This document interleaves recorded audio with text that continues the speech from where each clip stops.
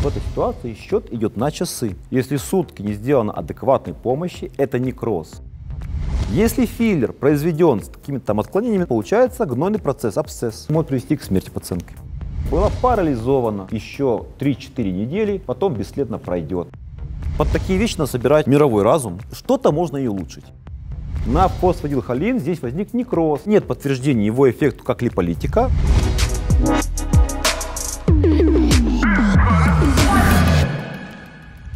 Друзья, всем привет! Мы продолжаем выпуски дерматологических, косметологических хит-факапов. Мы будем обсуждать осложнения, неудачи, неудовлетворенности клиентов, пациентов и докторов. И сегодня у нас в гостях Игорь Руденко, известнейший специалист не только Украины и русскоязычных стран, но Европы и мира. Для того, чтобы правильно рассказать, чем сейчас занимается Игорь и на чем он специализируется, он об этом расскажет сам. Спасибо за приглашение в первую очередь. С 2015 года в основном занимаюсь только осложнениями в эстетике. Наверное, я бы сказал так, что мой род занятий — такая попытка в этом всем найти наилучший способ решения проблемы и предоставить это решение для пациентов. Хорошо, ну вот скажи, с каждым годом ты видишь осложнений больше или меньше?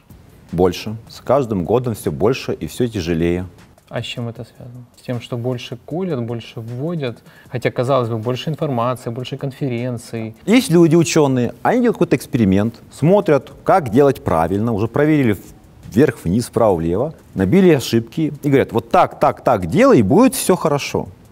Это называется протокол, ты знаешь. Я этот протокол беру, в своей практике его внедряю. В косметологии таких протоколов нет. То есть первая проблема — нет науки. Второе. Препараты, которые у нас используются, вообще все методики, за исключением только ботулотоксина и дезоксихолата, не исследованы как препараты. Они исследованы как medical device. А чем отличается medical device от препарата в мире? Препарат, когда изучается его взаимодействие с организмом. Для ботулотоксина это изучено, а для всего остального не изучено. Ни одна компания, ни одна не знает, что с препаратом происходит у человека в организме. И то, что они говорят, что он там всасывается, рассасывается, распределяется, это все вранье. И третья проблема, фундаментальная, отсутствие нормальных знаний. Это касается и врачей, в первую очередь, и пациентов. Ну, нет у нас пула, прослойки людей, владеющих знаниями медицинскими, в первую очередь, и по специальности. У нас же есть там школа, которая обучала врачей и обучает врачей, по сути, постдипломное образование. И вот когда приходят с института сейчас, они ничего не знают. Их и в институте научили, и в жизни не научились. И как только попадает банальная, сложная ситуация, вот примитивная, слетает желание это делать, они впадают в стресс, ну и начинают находить способ себя выгореть, пациента обвинить или отказаться от него. А по всему миру первая проблема — это нет науки. Если в нормальной большой медицине препарат не будет на рынке, пока до конца не изучен в кривь и в кость, то в косметологии, пожалуйста, масса причин. И я думаю, что количество осложнений и будет расти до тех пор, пока это все в мире не приобретет статуса препарат. Вот как только будет препарат, уже какая-то появится тенденция к оздоровлению ситуации. Лет через 20-30 только остановится рост осложнений. Смотри, вот нашел такую фотографию. Как часто вот в твоей практике ты видишь осложнения после инъекции в нос, значит, инъекционная ринопластика? Ну, наверное, не в моей практике, а вообще в моей работе. Пару раз в месяц я имею дело с такими случаями. Пациент, он, наверное, не получил адекватной помощи очень долго. И в итоге пропустил период, когда это можно было вернуть. Но смотри, то есть мы же видим первую фотографию и видим вторую. То есть если мы видим фотографии, наверное, человек, как ты уже обратил внимание, кому-то это показывал. Значит, если это наполнитель гиалуроновая кислота, то кололи неверно гиалуронидазу, либо это была не гиалуроновая кислота. Тут вариант А.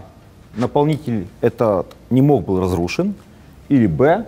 Разрушали неверно. Еще и повезло, что у нее зрение сохранилось. Могла еще и зрение потерять. А как часто теряют зрение? Я вот в интернете один случай видел, мы знаем про него. Там, но вот в России же был случай с ринопластикой, инъекционной потери зрения, да? И я вот сейчас как раз в этой научной части тоже занимаюсь разбором одного кейса в Индонезии. Он интересен тем, что после потери зрения удалось его восстановить. И там месячный фоллоуап с фотографиями, с оценкой, как кровь поступает, с ангиографией. А до этого таких кейсов я не встречал. В Украине такой большой случай на моей памяти, наверное, был, наверное, год назад. 20 раз мы вводили гиалуронидазу в течение 3 дней и вывели этого пациента, вывели. Наверное, ничего так сложно не убирается, как проблема с носом. А знаешь Редьку Свободу?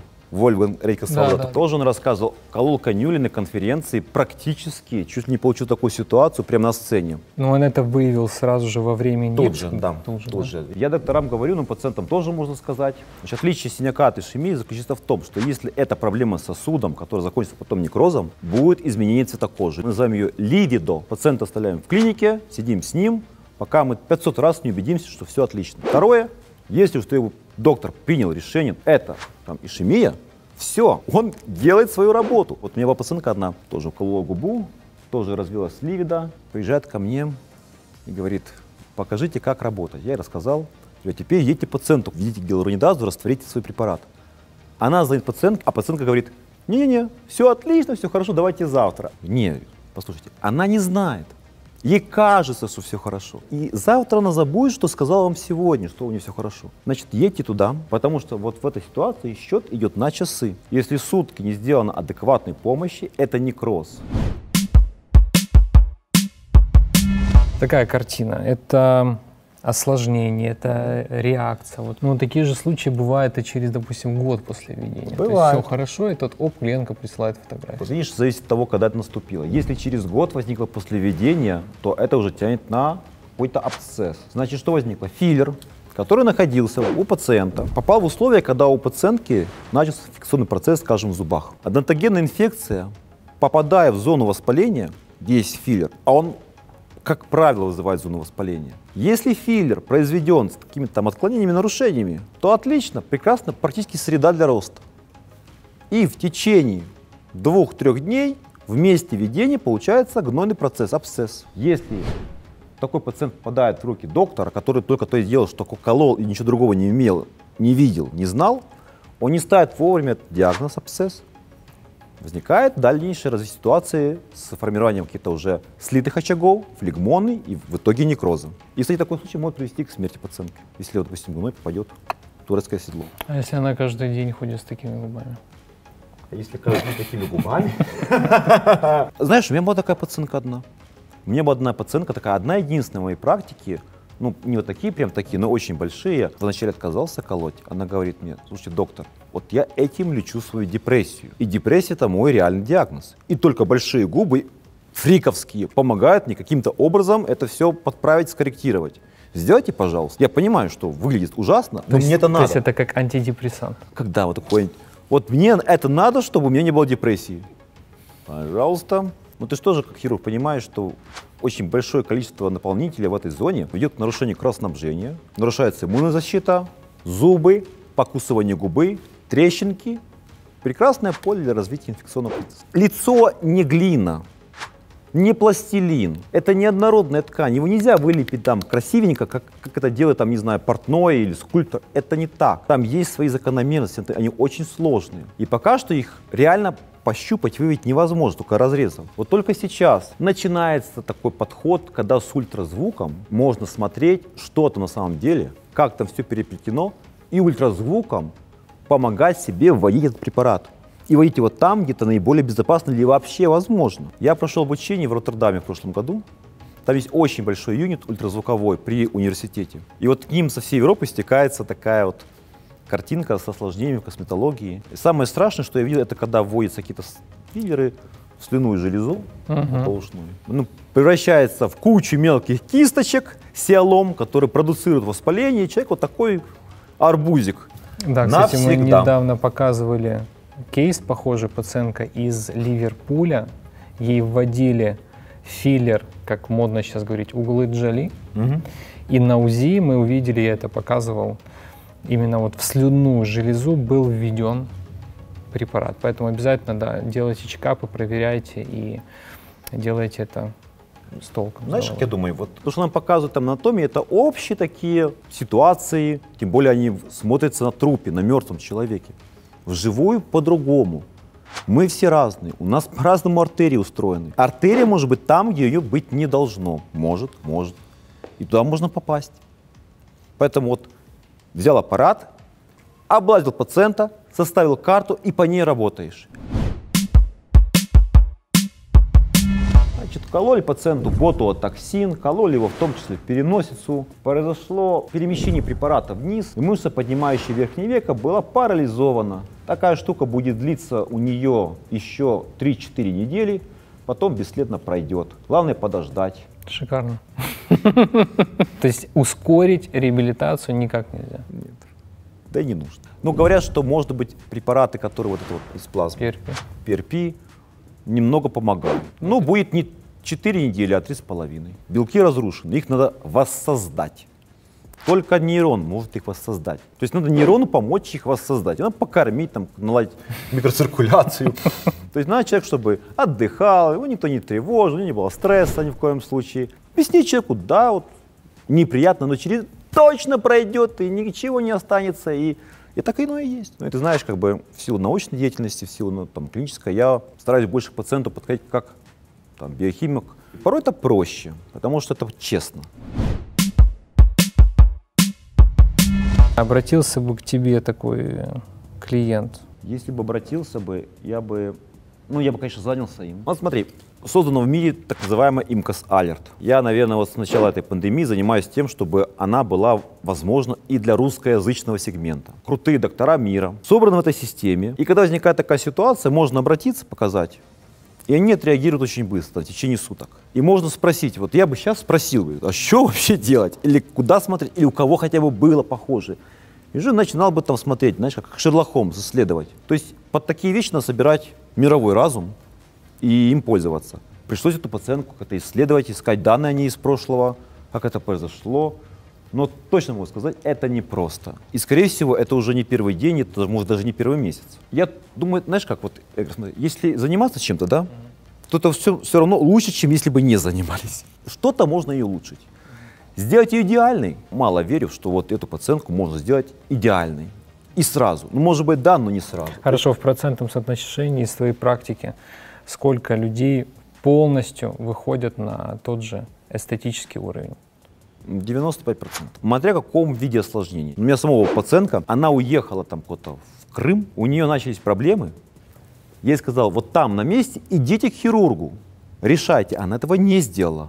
А приехала ко мне через 1,5 месяца, когда уже вот гной был на всем лице. То есть она затянула. А если проблема с препаратом, наверное, только 20-25% можно вернуть. Остальные пожизненно обречены на проблему. То есть люди хотят сэкономить изначально, и это же в разы дороже, потом это все вылечить. Ну как это объяснить пациенту? Ну да, я же говорю, никак. Хочу сказать очень важную вещь. Давай. Когда мы в прайсе ставили препарат, количество и показывали пациенту, у них за годы сложилось, что филлер, например, да, это продукт.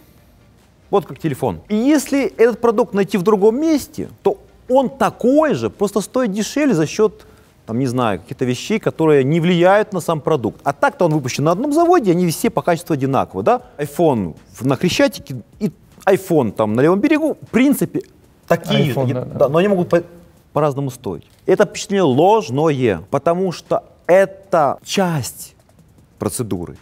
Очень важно, куда ввести, как ввести, какой выбрать. Пациент не способен разобраться в этом. Ему кажется, что 1 мл там и там одинаковый. Нет. Вот кто из пациентов, вот тоже я сейчас общаюсь с ними, да? Кто из вас за все ваши годы хоть раз попросил у человека напротив вас подтверждение его квалификации? Диплом, например. Меня ни разу не просили. Я готов показать свой диплом. Меня никто не просил. Попросите Игоря в следующий раз. Приходит ко мне пациентка. У нее вот такая там гематома. И она говорит, я ходила там куда-то, мне что-то ввели липолитики. А я говорю, а мне надо знать, какой продукт. Вы можете позвонить доктору, который там... Угу. Она выясняет. Оказывается, вообще не зарегистрирован серый продукт, который там в чемоданчике завозится из России нелегально. И никакой то не липолитик. То есть вам ввели мусор какой-то. Дальше. А теперь кто вам вел? Вы знаете? То есть вы не спросили, да? И не врач, и не медсестра. То есть вы не знаете. Угу. Хорошо. Теперь я хочу спросить. Следующий вопрос. А вот вы не думали никогда, что у вас лицо одно на всю жизнь? Вы его не замените никогда. Телефон можно выбросить, новый купить, а это нет. У вас оно одно на всю жизнь. Я понимаю, почему вы пошли к ней, потому что там дешевле на $100. чем, допустим, в моей клинике, да, или у тебя. Вот стоит $100 таких рисков. И она мне говорит, кто же знал? Я говорю, вот смотрите, у вас на столе лежит iPhone. Представьте себе, перестала работать зарядка. Выйдете на кардачи, проходите там до конца, через туалеты, и на картонке написано «Ремонт айфонов недорого». Выдайте iPhone, через неделю вам его возвращают, половина функций не работает, экран разбит. Вы тогда тоже скажете, кто же знал. Я считаю, что вы должны ходить в нормальные клиники, платить большие деньги, на самом деле небольшие, потому что знания, которые обеспечивают безопасность, очень дорогие. Но если их нет, вы очень рискуете. Расскажи, вот что это. Значит, это случай, я получил его от доктора из Польши. Вводился так называемый липолитик в субментальный жир, в двойной подбородок. И этот липолитик состоял из двух компонентов. Вот один из них дезоксихолат, который очень хорошо изучен, и по нему вопросов нет, а второй фосфатидилхолин, который липолитиком не является, а может давать некроз. Если я вот сейчас спрошу у всех, фосфатидилхолин это липолитик или нет, то 75% врачей скажут, что да, и до сих пор его практикуют. А если бы они посмотрели в журналы научные, то нашли бы, что нет подтверждения его эффекту как липолитика, но есть варианты, где он вызывает некроз. То есть на фосфатидилхолин здесь возник некроз, но небольшой. Если его правильно лечить дерматологически, то это все будет абсолютно полностью вылечено. Ты в своей практике часто их используешь? Часто. Просто делаю это с умом. То есть вот по этим вещам есть репорт FDA. И там четко написано, что может быть, а чего быть не может. Вот если по нему исследовать и знать, что и как, то, в принципе, можно поработать. Но опять же, это только субментальный жир. А если мы говорим там малярную часть или носогубную складку, по этим вещам нет научных работ пока что. Я призываю врачей, если такие будут, читать научные работы. Если есть такая штука, надо ее применять в практику. Что касается инструментальных липолитиков, ультразвука или же радиоволны, то по радиоволне вообще, насколько я знаю, работ нет по липолитическому эффекту, по ультразвуку только начинается, и то не особо. Все, что по липолитикам известно, это дезоксихолат. Поэтому он считается самым безопасным в случае, если врач прочитал репорт. А если врач не прочитал репорт, то он очень даже таки опасен.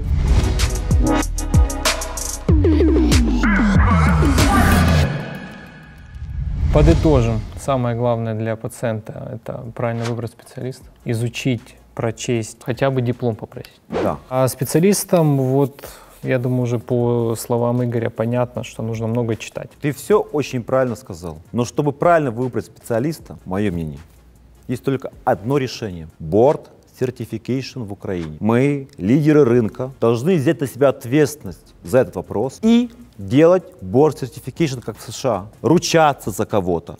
А пациент смотрит на это, проверяет борд и идет к тому, за кого мы поручились. Да, рано или поздно будет сайт, и клиент-пациент сможет зайти на этот сайт, проверить и посмотреть, данный специалист, да, он имеет этот сертификат или нет.